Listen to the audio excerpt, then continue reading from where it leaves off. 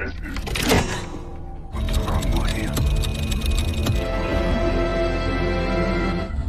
anniversaire. C'est qui?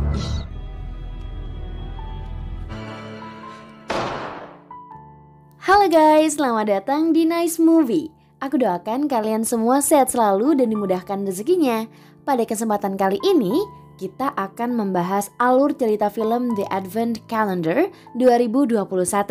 Mengisahkan seorang wanita cantik yang hidupnya berubah menjadi sangat tragis setelah mendapatkan hadiah ulang tahun berupa kalender Advent, yang mana kalender itu membawanya dalam kegelapan bahkan sampai mengorbankan ayahnya. Sebelum lanjut, alangkah baiknya klik tombol subscribe dan nyalakan notifikasi loncengnya ya. Tanpa berlama-lama lagi, langsung saja kita ke alur ceritanya. Film diawali dengan wanita bernama Eva. Dulu ia adalah seorang penari balet profesional yang mengalami cedera serius dan kini harus berada di kursi roda sepanjang hidupnya. Namun, kondisi itu tidak membuatnya menyerah sedikit pun. Ia tetap menjalani hari-hari seperti biasa, mulai dari berenang, bekerja di perusahaan asuransi, bahkan mengemas rumah dan memberi makan gugu kesayangannya. Meskipun hidup seorang diri setelah ibunya meninggal dan ayahnya terkena penyakit Alzheimer. Di hari ulang tahunnya, ia sempat menghubungi ayahnya. Namun sayang, penyakit yang dideritanya semakin parah dan tak bisa mengingat apa-apa lagi. Saat itu temannya yang bernama Sophie datang mengucapkan selamat ulang tahun dan memberikan hadiah berupa kalender Advent, yaitu kalender khusus yang digunakan untuk menghitung mundur datangnya hari Natal, memiliki 24 kotak yang akan dibuka satu persatu sampai malam Natal tiba. Dan di belakangnya terdapat pesan yang tertulis jika Eva membuang kalender itu, maka ia akan meninggoy. Wah, serem juga ya. J'espère que ça va te plaire.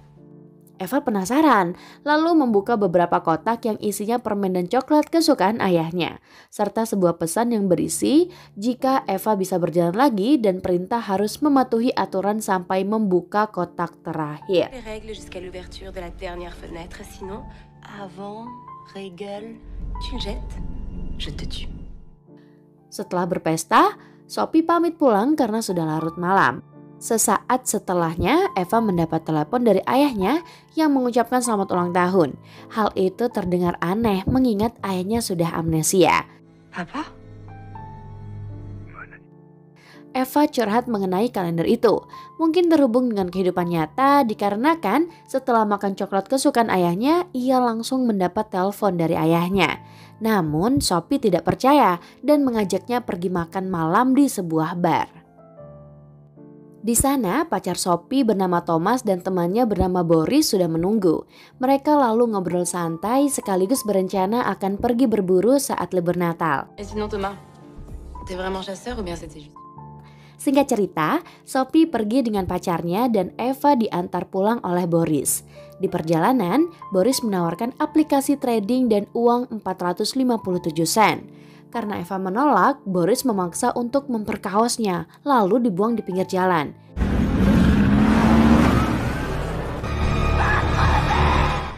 Di saat yang sama, kotak yang berisi mobil mainan terbuka, yang kemudian dimainkan oleh si Guguk dan hal yang sama juga terjadi pada mobil Boris.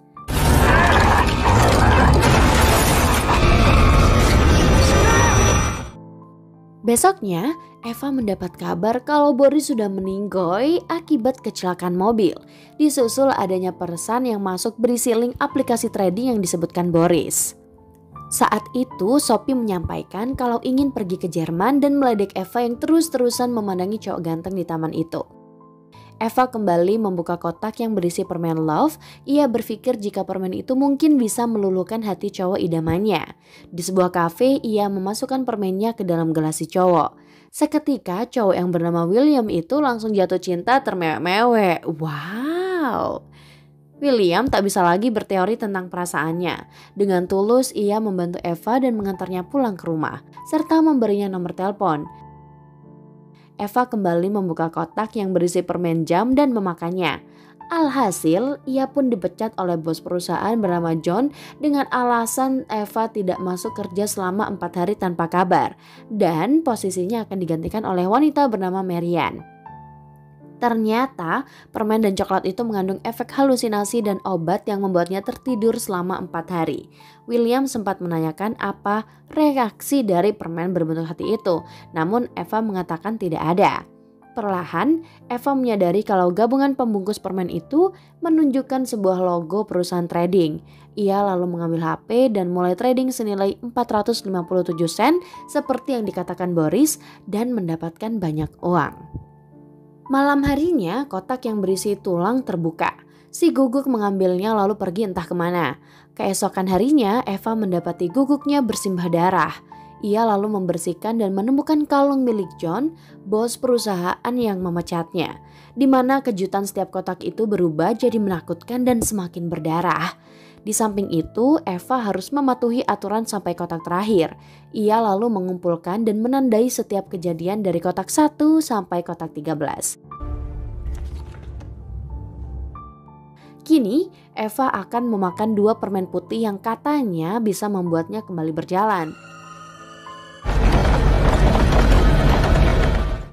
Secara tiba-tiba, Eva tersadar sudah berada di rumah sakit tempat William bekerja dan tak terjadi apa-apa dengan kakinya.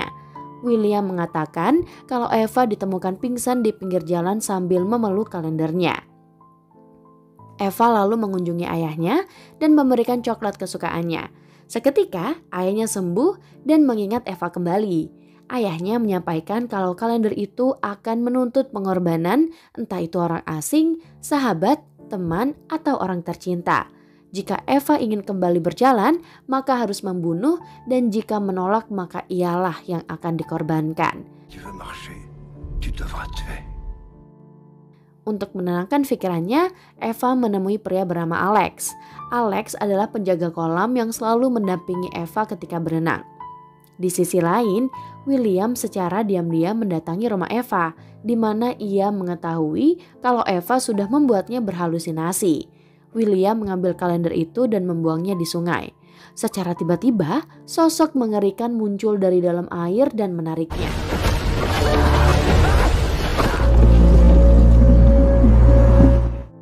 Terlihat Eva hendak menolong, namun sayangnya William tak bisa diselamatkan dan Alex mengantarnya pulang. Malam harinya, Eva membuka kotak 18 yang berisi pisau dengan simbol si guguk yang berarti ia harus mengorbankan guguk kesayangannya. Sebenarnya Eva sempat menolak, namun tak punya pilihan lain daripada harus menjadi korban. Sophie dan Thomas yang baru tiba dari Jerman menemukan rumah Eva sangat berantakan dengan sebilah pisau di tangan. Sophie hendak mengajak Eva liburan seperti yang direncanakan sebelumnya. Secara diam-diam, Sophie membuka kotak 19 yang berisi permen lollipop. Wah, mirip apa tuh? Sophie lalu menyembunyikan permen itu dan memberikan permen yang lain. Selama perjalanan, Eva tidak merasakan reaksi apa-apa dan membuang permennya. Sesampainya di sana, Sophie dan Thomas langsung berburu sementara Eva hanya duduk di kamar. Saat itu ia membuka kotak 21 dan menemukan permen putih yang ketiga kalinya. Ia memberikan permen itu pada Sophie dan akan memakannya besok pagi. Malam itu Sophie dan Thomas hendak mantap-mantap dengan memakan permen lollipop itu. Namun reaksinya terlalu mengerikan dan Sophie terlempar.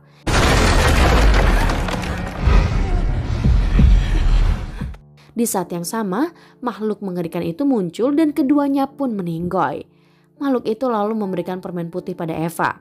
Kemudian ia menemukan lukisan milik Louis Hoffman. Keesokan harinya, terlihat Eva sudah bisa berjalan dan ia pergi menemui si pemilik lukisan tersebut. Lukisan itu bercerita di mana Louis mengorbankan anak dan istrinya. Namun Louis tidak mengaku itu karena ia sudah buta sejak lama dan menyuruh Eva pergi. Di perjalanan, Eva membuka kotak 22 yang berisi boneka mirip Miriam, orang yang menggantikan posisinya di tempat kerja. Rupanya boneka itu terhubung dengan Miriam yang sedang mandi. Dengan santai, Eva menggunduli boneka itu, mencabut kuku kakinya dan meremasnya hingga tak berbentuk.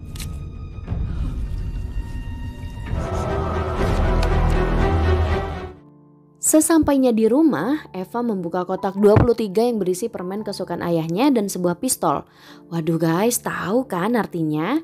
Tapi sebelum melakukan itu semua, Eva terlebih dulu menyingkirkan bibinya yang bernama Agnes, orang yang selama ini telah merawat ayahnya, karena dari dulu Agnes tidak pernah menyukai Eva. Maka ia membakar hadiah kalender itu. Di saat itulah muncul sosok mengerikan dan langsung melibasnya. Eva lalu menemui ayahnya yang namanya juga seorang pasti tidak ingin anaknya kenapa-napa, apalagi sampai meninggoy. Walau itu harus mengorbankan nyawanya sendiri. Seolah tahu maksud anaknya, perlahan ia membalikan badan membelakangi Eva yang sudah memegang pistol. Meski berderai air mata, ia tetap melakukannya. Mulai dari kotak pertama sampai kotak ke-23 sudah Eva lalui, bahkan memberikan pengalaman yang sangat menyakitkan dan tak terlupakan.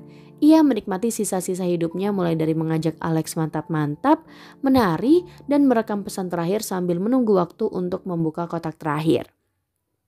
Kotak terakhir itu berisi permen putih yang akan dimakan. Namun Alex menggagalkan dan mengatakan bahwa Eva harus mematuhi aturan sampai membuka kotak terakhir. Dan setelah membukanya maka tidak ada lagi aturan. Ia lalu membuang kalender itu dan tidak terjadi apa-apa. Yang berarti Eva sudah terlepas dari segala aturan dan tidak perlu lagi makan permen terakhir dan film pun selesai. Yang pada intinya menjadi sosok Eva dalam film ini tentu sangatlah sulit. Apalagi dihadapkan pada pilihan antara memilih mati atau mengorbankan orang yang paling disayang. Di samping itu, ia memiliki keinginan yang kuat agar bisa berjalan kembali.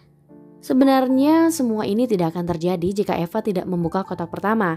Tapi yang namanya juga sudah terlanjur, ya mau tidak mau kita harus siap menjalaninya hingga semuanya berakhir seperti kehidupan ini. Nah guys, seandainya kalian berada di posisi Eva, apa yang akan kalian lakukan? Tulis di kolom komentar ya. Sampai ketemu di video selanjutnya.